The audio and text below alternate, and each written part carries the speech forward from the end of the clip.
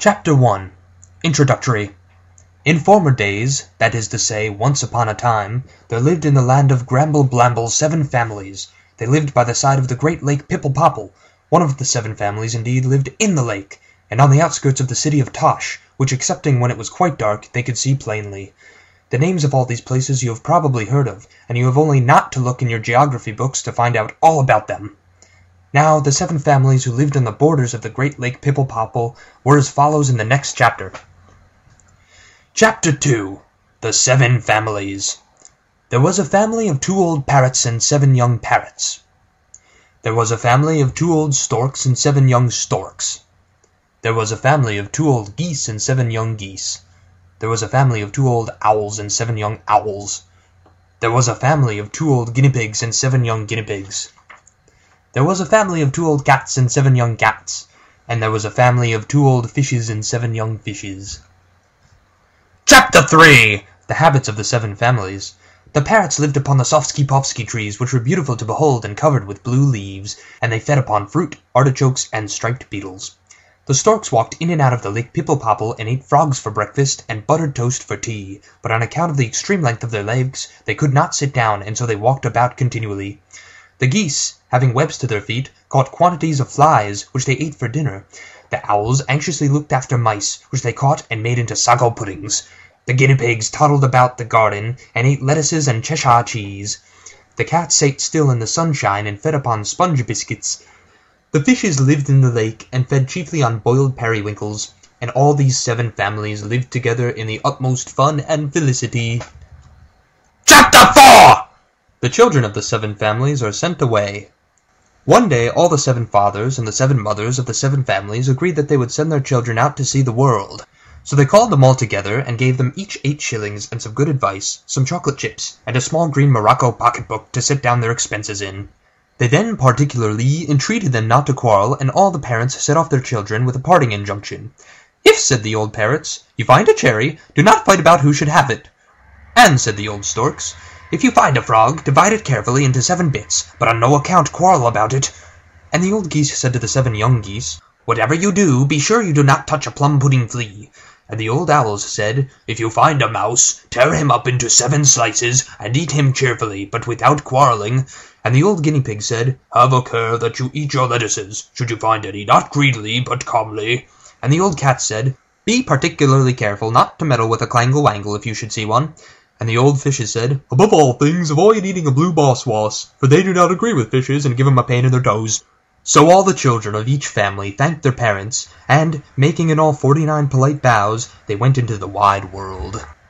Chapter 5 The history of the 7 young parrots. The 7 young parrots had not gone far when they saw a tree with a single cherry on it, which the oldest parrot picked instantly, but the other 6, being extremely hungry, tried to get it also, on which all the 7 began to fight, and they scuffled, and huffled, and ruffled, and shuffled, and puffled, and muffled, and buffled, and duffled, and fluffled, and gluffled, and bruffled, and screamed, and shrieked, and squealed, and squeaked, and clawed, and snapped, and bit, and bumped, and thumped, and dumped, and flumped each other, till they were all torn to little bits, and at last there was nothing left to record this painful incident except the cherry and 7 small green feathers, and that was the vicious and voluble end of the 7 young green parrots. Chapter 6 The history of the 7 young storks. When the 7 young storks set out, they walked or flew for 14 weeks in a straight line, and for 6 weeks more in a crooked one, and after that they ran as hard as they could for 108 miles, and after that they stood still, and made a simultaneous chatter-clatter-blattery noise with their bills. About the same time they perceived a large frog, spotted with green, and with a sky-blue stripe under each ear. So, being hungry, they immediately flew at him, and were going to divide him into 7 pieces, when they began to quarrel as to which of his legs should be taken off first. One said this, and the other said that, and while they were all quarreling, the frog hopped away, and when they saw that he was gone, they began to chatter, clatter, blatter, platter, patter, blatter, batter, clatter, flatter, quatter, more violently than ever, and after they had fought for a week, they pecked each other all to little pieces, so that at last nothing was left of any of them except their bills, and that was the end of the 7 young storks.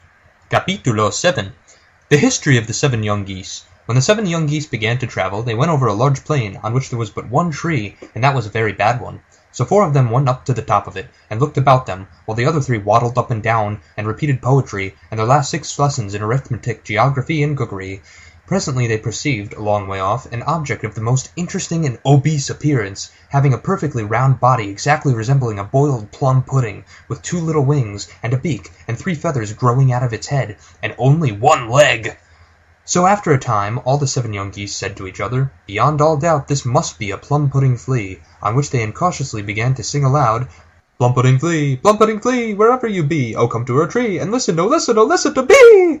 And no sooner had they sung this verse than the plum-pudding flea began to hop and skip on his one leg with the most dreadful velocity, and came straight to the tree, where he stopped and looked about him in a vacant and voluminous manner. On which the 7 young geese were gradually alarmed, and all of the tremble-bumble, so one of them put out his long neck, and just touched him with the tip of his bill, but no sooner had he done this than the plum-pudding flea skipped and hopped about more and more, higher and higher, after which he opened his mouth, and, to the great surprise and indignation of the 7 geese, began to bark so loudly and furiously and terribly, that they were totally unable to bear the noise, and by degrees every one of them suddenly tumbled down quite dead! So that was the end of the 7 young geese. Kapitel 8! The history of the 7 young owls. When the 7 young owls set out, they stayed every now and then on the branches of old trees, and never went far at one time. And one night, when it was quite dark, they thought they heard a mouse, but as the gas lamps were not lighted, they could not see him. So they called out, "Is that a mouse?" On which the mouse answered, "Squeak-a-peek-a-weeky, yes it is." And immediately all the owls threw themselves off the tree, meaning to alight on the ground, but they did not perceive that there was a large well below them, into which they all fell superficially, and where every one of them drowned in less than half a minute. So that was the end of the 7 young owls. Chapter 8! The history of the 7 young guinea pigs. The 7 young guinea pigs went into a garden full of gooseberry bushes and tiggory trees, under one of which they fell asleep. When they awoke, they saw a large lettuce, which had grown out of the ground while they had been sleeping, and which had an immense number of green leaves, at which they all exclaimed, "Lettuce, oh lettuce, lettuce, oh lettuce, oh lettuce leaves, oh let us leave this tree and eat, lettuce, oh lettuce, lettuce leaves." And instantly the 7 young guinea pigs rushed with such extreme force against the lettuce plant, and hit their heads so vividly against its stalk, that the concussion brought on directly an incipient transitional inflammation of their noses, which grew worse and worse and worse and worse, till it incidentally killed them all 7. And that was the end of the 7 young guinea pigs. Chapter 10. The history of the 7 young cats. The 7 young cats set off on their travels with great delight and rapacity, but on coming to the top of a high hill, they perceived at a long distance off a clangle-wangle, or, as it is more properly written, clangel-wangel, and in spite of the warning they had, they ran straight up to it. Now the clangle-wangle is a most dangerous and delusive beast, and by no means commonly to be met with. They live in the water as well as on land, using their long tail as a sail in the former element. Their speed is extreme, but their habits of life are domestic and superfluous, and their general demeanor is pensive and pellucid. On summer evenings they may sometimes be observed near the lake Pipple-Popple, standing on their heads and humming their national melodies. They subsist entirely on vegetables, excepting when they eat veal, or mutton, or pork, or beef, or fish, or saltpetre. The moment the clangle-wangle saw the 7 young cats approach, he ran away, and as he ran straight on for 4 months, and the cats, though they continued to run, could never overtake him, they all gradually died of fatigue and exhaustion, and never afterwards recovered. And this was the end of the 7 young cats. Chapter 11. The history of the 7 young fishes. The 7 young fishes swam across the lake Pipple-Popple, and into the river, and into the ocean, where most unhappily for them they saw, on the 15th day of their travels, a bright blue boss-woss, and instantly swam after him. But the blue boss-woss plunged into a perpendicular, spicular, orbicular, quadrangular, circular depth of soft mud, where in fact his house was, and the 7 young fishes, swimming with great and uncomfortable velocity, plunged also into the mud quite against their will, and not being accustomed to it, were all suffocated in a very short period. And that was the end of the 7 young fishes. Chapter 12. Of what occurred subsequently. After it was known that the 7 young parrots, and the 7 young storks, and the 7 young geese, and the 7 young owls, and the 7 young guinea pigs, and the 7 young cats, and the 7 young fishes were all dead, then the frog, and the plum-pudding flea, and the mouse, and the clangle-wangle, and the blue boss-woss all met together to rejoice over their good fortune. And they collected the 7 feathers of the 7 young parrots, and the 7 bills of the 7 young storks, and the lettuce, and the cherry, and having placed the ladder on the lettuce, and the other objects in a circular arrangement at their base, they danced a hornpipe around all these memorials until they were quite tired, after which they gave a tea party, and a garden party, and a ball, and a concert, and then returned to their respective homes full of joy and respect, sympathy, satisfaction, and disgust. Boo-hoo-hoo! Of what became of the parents of the 49 children. But when the 2 old parrots, and the 2 old storks, and the 2 old geese, and the 2 old owls, and the 2 old guinea pigs, and the 2 old cats, and the 2 old fishes became aware, by reading in the newspapers, of the calamitous extinction of the whole of their families, they refused all further sustenance, and sending out to various shops, they purchased great quantities of cayenne pepper, and brandy and vinegar, and blue sealing wax, besides 7 immense glass bottles with airtight stoppers. And having done this, they ate a light supper of brown bread and Jerusalem artichokes, and took an affecting and formal leave of the whole of their acquaintance, which was very numerous and distinguished, and select, and responsible, and ridiculous. Neat rough red patch. Conclusion.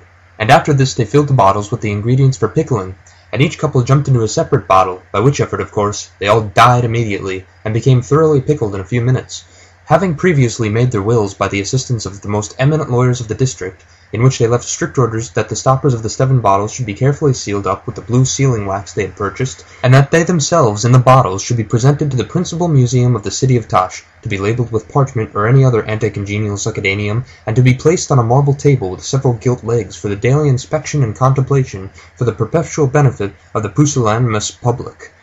And if you ever happen to go to Gramble Blamble and visit that museum in the city of Tosh, look for them on the 98th table in the 427th room of the right-hand corridor of the left wing of the central quadrangle of that magnificent building, for if you do not, you certainly will not see them.